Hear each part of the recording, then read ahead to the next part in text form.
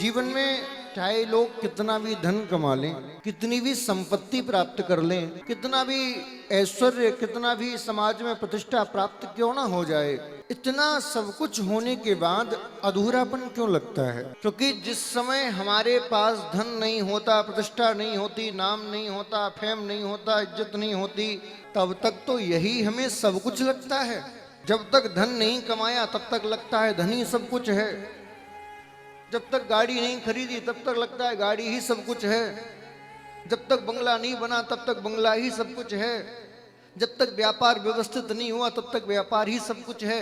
लेकिन वो सब कुछ करने के बाद भी हमारे जीवन में वो रिक्तपना क्यों रह जाता है?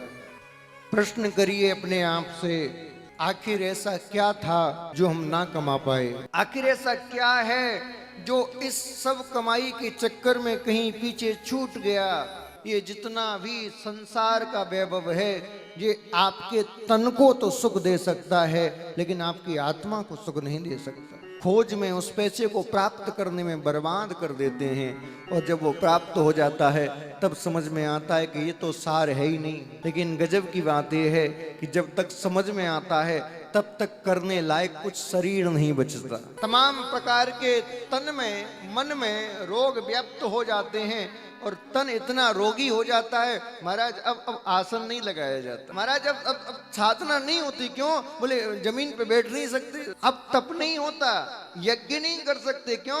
बोले गर्मी से परेशानी होती है।